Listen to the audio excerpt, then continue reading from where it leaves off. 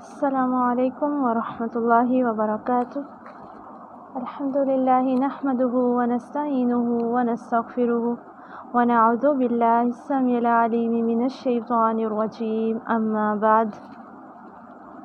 عن سے روایت ہے عمران بن حسین، حضرت عمران بن حسین رضی اللہ عنہ سے، قال کہا، قال فرمایا، رسول اللہ کے رسول صلی اللہ علیہ وسلم نے، الحیاء حیا لا نہیں، یاتی لاتی، الا مگر، بخیر بھلائی۔ عن عمران بن حسین رضی اللہ عنہ قال قال رسول اللہ صلی اللہ علیہ وسلم، الحیاء لا یاتی الا بخیر۔ حضرت عمران بن حسین رضی اللہ عنہ سے روایت ہے کہ انہوں نے کہا کہ رسول اللہ صلی اللہ علیہ وسلم نے فرمایا، حیا صرف خیر کو ہی لاتی ہے۔ حیا کے حوالے سے ہمیں بہت سی احادیث ملتی ہیں، جس میں ایک مختصر حدیث آپ کے سامنے بیان کی گئی۔ اس کے علاوہ جو احادیث ہیں میں وہ بھی ضرور آپ کے سامنے رکھنا چاہوں گی تاکہ حیا کا جو کنسیپٹ ہے وہ واضح ہو سکے۔ حیا کے حوالے سے آتا ہے کہ یہ انبیاء کی سنت بھی رہی ہے، جتنے بھی انبیاء کرام گزرے ان میں حیا موجود تھی، جو کہ انبیاء کی سنت کہا جاتا ہے ایک حدیث کے مطابق۔ اسی طرح سے ایک حدیث میں آتا ہے کہ حیا اور ایمان ساتھ ساتھ ہے، جب ان میں سے ایک اٹھ جاتی ہے تو دوسرا خود بخود اٹھ جاتا ہے، یعنی اگر حیا کسی میں نہیں رہی تو اس کا ایمان بھی ایک طرح سے داؤ پہ ہے۔ تو حیا اور ایمان ایک ساتھ رہتے ہیں۔ اب حیا کسے کہتے ہیں؟ شرم و حیا۔ کس چیز میں شرم و حیا؟ برائی کرنے میں، یعنی کہ ہمارے ہاں تو بعض اوقات کسی کو اچھا کرنے کے لیے کہا جائے نا تو وہ آگے سے کہتے ہیں کہ مجھے شرم آ رہی ہے، جبکہ برائی جب کر رہے ہوتے ہیں تو ہم فیل ہی نہیں کرتے، محسوس ہی نہیں ہوتا کہ یہ برائی ہے، یہ اللہ کی نافرمانی ہو رہی ہے۔ تو یہاں پر حیا کے کنسیپٹ کو سمجھنا بہت زیادہ ضروری ہے۔ ایک عورت اگر بے پردگی اختیار کرتی ہے تو اس کا مطلب ہے اس کے اندر حیا نہیں رہی، وہ اپنا جسم دوسروں کے سامنے کھول رہی ہے، وہ اپنے بال دوسروں کو دکھا رہی ہے، اپنا چہرہ نہیں چھپایا، تو اس کا مطلب ہے کہ جس قدر وہ اپنا آپ دوسروں کو دکھا رہی ہے اس قدر اس کے اندر حیا کی کمی ہوتی جا رہی ہے۔ اور آنکھوں کو جھکانے کے حوالے سے اگر ہم دیکھیں تو قرآن میں واضح آیات ہمیں ملتی ہے کہ آنکھوں کو جھکا کر چلا جائے۔ اللہ تعالیٰ نے عورتوں کو بھی مخاطب کر کے کہا اور مردوں کو بھی مخاطب کر کے کہا، کیونکہ جو آنکھ ہے نا وہ پہلا تیر ہے شیطان کا۔ جب آنکھ غلط چیز دیکھتی ہے نا تو اس کا عکس جو ہے وہ دل پہ بنتا ہے، تو جب ہم غلط چیز دیکھتے ہیں اس کا عکس دل پہ بنا، دل متاثر ہوا، وہ آہستہ آہستہ ذہن تک پہنچا، اسے سوچنا شروع کیا، یہاں تک کہ وہ غلط کام خود بھی کر دیا۔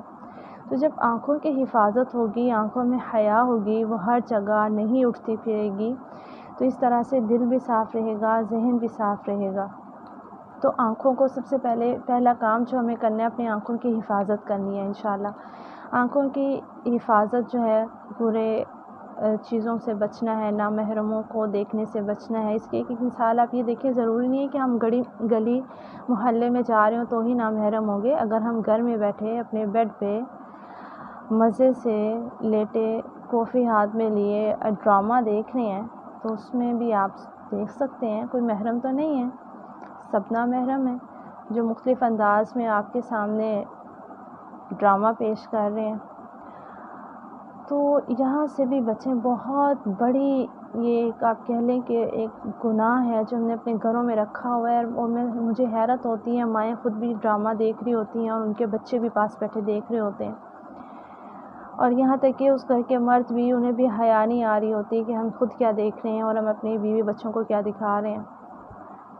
ایسے مردوں کے بارے میں حدیث میں آتا ہے دیوس انہیں کہا گیا، اور ان کے بارے میں یہ سختی آتی ہے کہ وہ انہیں جنت کی خوشبو بھی نصیب نہیں ہوگی، جنہیں اپنی بیوی بچوں کو برائی دکھاتے ہوئے حیا نہیں آتی۔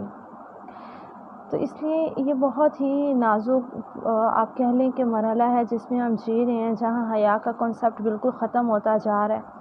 بہت سے ایسے رسومات ہماری زندگی میں آ چکی ہیں، جیسے برائڈل شاور۔ اگر آپ اس لفظ کو بھی دیکھیں تو فضول سا لفظ ہے، لیکن ہمارے ہاں امیر اپنی امیری دکھانے کے لیے یہ کرتے جا رہے ہیں، اور جو غریب ہیں انہیں بھی لگتا ہے شاید یہ بھی ضروری ہے، ہمیں بھی سوسائٹی میں کھڑے ہونا، تو وہ بھی پیچھے پیچھے یہ کام کرنے کی بھرپور کوشش کر رہے ہیں۔ پھر اسی طرح سے کوئی عورت پریگننٹ ہوتی ہے تو ہمارے پروگرامز میں، ڈراماز میں کیا دکھایا جاتا ہے کہ باقاعدہ ان کا جو ہے وہ ان کی تصویریں لی جا رہی ہیں، اور کیا کہتے ہیں اسے، فوٹو شوٹ ہو رہا ہے، ٹھیک ہے، اور اسے دکھایا جاتا ہے، اور اتنے فضول قسم کے پوز بنائے جاتے ہیں، حالانکہ یہ تو حیا کی بات ہے، پہلے تو ایسا نہیں ہوتا تھا، تو اب کیوں ہر چیز کو پرومیننٹ کیا جاتا ہے؟ کسی کی بیبی ہونے والا ہے تو ہو گیا ہے، تو ہر چیز کو مطلب عجیب قسم کے رسومات ہیں، ہر کسی کو بتایا جاتا ہے، دکھلایا جاتا ہے۔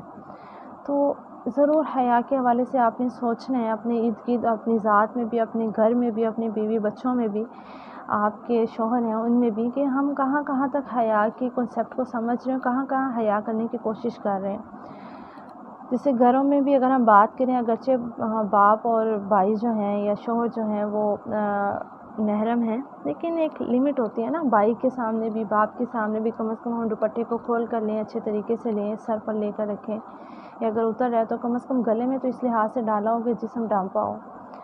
تو اس چیز کو بہت زیادہ دیکھنا ہے، اور اپنے ایمان کی حفاظت کرنی ہے، حیا کے ساتھ ساتھ ایمان کے بارے میں بھی جاننا ہے انشاءاللہ۔